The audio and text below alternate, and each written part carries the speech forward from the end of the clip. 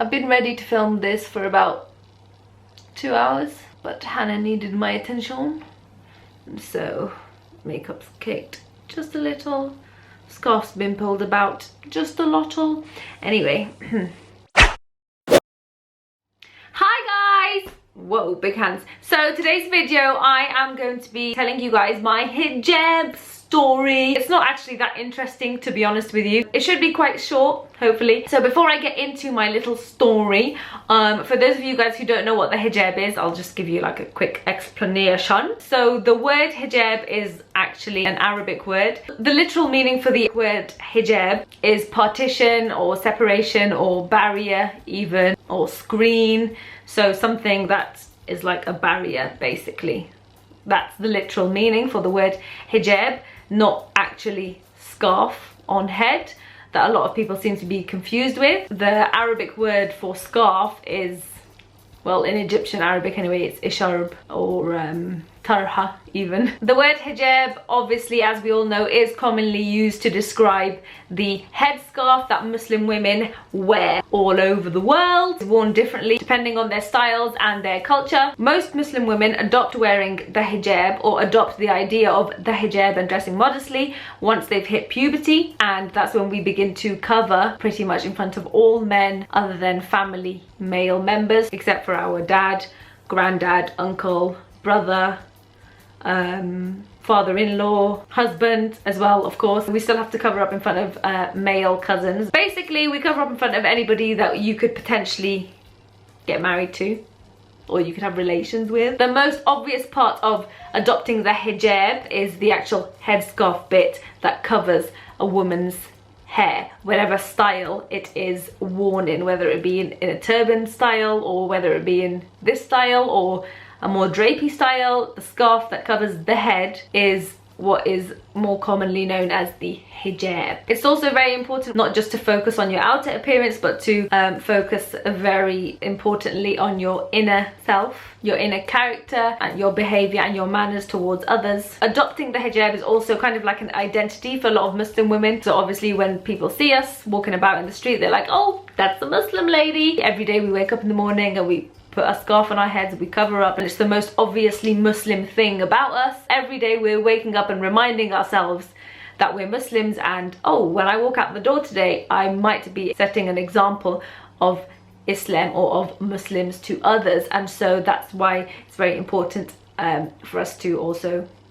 keep that in mind and be nice in public, basically. Try and be nice in everything, but also in public, okay? Wearing the hijab can also become a kind of barrier for you in terms of helping you not to cross the line in lots of certain situations, whether it be in school, social situations, work situations, kind of like that. For example, you're not going to see me walking into a club. Every day when we put on the scarf, it's an act of worship solely for God, Allah. Dressing modestly is also practiced by women of other faiths, so Christian women, Jewish women, even Hindu women, even Sikh women.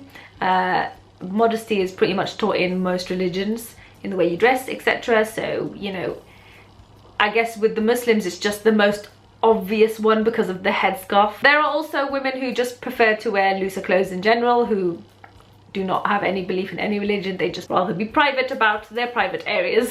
By no means does the hijab mean that the woman has to walk around looking like she's been dragged through the bushes, walking around like a complete boring frumpy. The idea of it is to differentiate between sexual appeal as opposed to attractiveness. There's only so much a woman can do to guard her modesty, because every man has a different opinion and different ideas of what beauty and what sexy is or not. So for example, if I walk around in full niqab with just my eyes on show, there's gonna be some dude somewhere who thinks that's hot as hell. So we can only do our best. This will also depend on where a Muslim woman who has a hijab lives. So there's different ideologies of what beauty is in different parts of the world, etc. And so the way you will end up dressing and how you style your hijab and your modesty will largely depend on where you live and your social surroundings. But in Islam we are required to be presentable and well kept in front of other people, as we are a representation of Islam. Remember that Allah loves beauty and He loves for us to take care of ourselves and our bodies. Adopting the full hijab to the best of our ability is no doubt a liberation for women, especially in a world where unfortunately sex and misogyny is legitimized in almost everything in life. So I hope if you didn't know what the hijab is, you kind of know a little bit more about it now, and maybe you can look up anything else you don't know about, but beware that there are loads of different interpretations online, etc. And you just got to take bits and bobs from reliable sources and come to your own conclusion. My story, basically, I was 11 years old and I got my period. Now I think I was 12 actually, or I was very late. I was almost 12. And I got my period and I was like, oh my god, I'm dying, what even is this? No, I'm joking. I knew when it happened that this was the period and I had become a woman. And so what I did was I went to my mum, who was in the kitchen, and I said, hey mama, I think I'm gonna need one of those pads that you're always wearing. And she was like, oh my god, you got your period, oh, you're a woman now. And I was obviously super embarrassed and a bit disgusted by the whole thing, because it's a bit disgusting, to be honest with you. It's not disgusting as in like that, so feminists, please back off. I mean, it's, for me, I was just like, I gotta stop wearing a pad. Yeah, and at that time, when I was, you know, from when I was younger all the way up until I was like 20, we would go on family holidays to Egypt every summer. And so I had a lot of friends. Well, I didn't have a lot of friends there, but I've got cousins in Egypt and I have some very close friends in Egypt. And at that time, a lot of them had also just got their periods and decided to wear the scarf. And so for me, I was just like, oh, I've got my period now. Shouldn't I just wear a hijab, mama? Shouldn't I start wearing a scarf now? She was like, yeah, fantastic, great, you should. Because I could tell that she didn't want to like push me, or she didn't want to push my sister into wearing the scarf, and she was quite hoping that we would just want to do it naturally because our friends were, and so I kind of did. But remember, I was only like 11, almost 12, and when you're 11, almost 12, you don't really, well, I don't know about the 11 and 12-year-olds now, but my ones back in the day, we didn't really care what we looked like. Like, I used to walk around in a Gap hoodie and boys shorts and trainers. I was a proper tomboy in that, so like I wasn't into my looks or anything whatsoever. So for me, it was just like, oh, this is just the next part in life. Oh, I wear a scarf like all my friends. Yay! However, I was quite slightly worried about going to school for the first time with it. So I just finished year 7 and I was gonna start year 8. I went into school wearing the scarf. A lot of you guys know I'm a twin, so I go to school with my sister, obviously, but she wasn't in a hijab, so putting on the scarf and experiencing that whole thing in school, I was totally kind of alone doing that. So I was a little bit nervous, but I wasn't really too bothered. In school, I wasn't like mega popular. I wasn't popular at all, actually. I was a proper loser in school. I didn't think I was a loser. I thought I was cool as hell, and I used to have good fun with my mates and stuff like that. But our group of friends was not the cool group. We were just like the ones, we used to get picked on a little bit, but everybody knew that we were always having a laugh and a half, though. I remember walking into school and I was like, yes, this is me. But because I was a loser anyway, nobody took any notice anyway. Nobody really said anything. And I didn't really have any problems. Surprisingly, I did have a little bit of bullying. It was actually from a Muslim boy, which is ridiculous because his mum wore a scarf and so did his sister. So stupid. I've had my scarf pulled off in school a few times, but a lot of the times they were just banter. And so I had to kind of just laugh it off like, haha, yeah, I'm cool. Shouldn't do that again, but I'm cool. Haha, yeah, it was a joke, it's funny, yeah, but haha.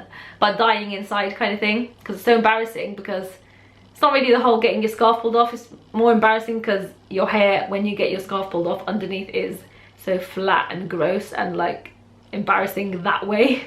Yeah, no. So when I first started wearing the scarf, what was in fashion for hijab, whereas then, was to get the big square scarves and you put them in a triangle and you'd put it on over your head like that, and it would create a peak, and then you'd pin it underneath, and then you're left with like two triangles here. You'd get one and you'd pin it on the back here like a rabbit ear. That was the style back then, which is about, if I was 12, how I can't count, it's about 14, oh my god, I'm so old. That's about 14 years ago. That was what was in fashion for scarf wearers, hijabis in Cardiff back then. Then when I started to wear the scarf, I also started to put on a bit of weight. I don't know if that's got anything to do with wearing the scarf and not being very confident to go all out during PE classes and things like that, because wearing the scarf and feeling like I looked a bit silly. But put on a little bit of weight and I had a bit of like mental problems with food. Like I had an eating disorder that I went through during most of high school and stuff like that. So I was very particular about how the scarf needed to look on my face. I remember I used to pin underneath my chin very, very tightly, that actually I was left with a massive scar underneath. And sometimes I'd come home from school and there'd be a massive scab and it would be bleeding. Like, how disgusting. What is wrong with me? But when you're at that age, you kind of like sometimes look in the mirror and you're adamant that this particular look or what you're wearing, this style on you looks fantastic and nothing else looks good. When in reality, when you look back at them 10 years later, you look like a absolute ridiculous human. But that's just growing up, isn't it? So you know how I was saying, like beforehand I was a total tomboy, not caring about my looks, etc. I feel like looking back at it, maybe wearing the scarf made me suddenly start think about my looks or how I looked to others more. I was more conscious of it. I feel like that could have happened, because then all of a sudden I don't know if it's just because I was growing up at the same time, I don't know, because then all of a sudden I found myself in a bit of an eating disorder throughout most of high school. I was bulimic, but not bulimic where you vomit, where you binge and vomit. I was bulimic where I binge and then I exercised for like 3-4 hours straight upstairs in the attic in the house. And I did that for years until the exercise bike broke. And then I had to do it on a stepper in the kitchen.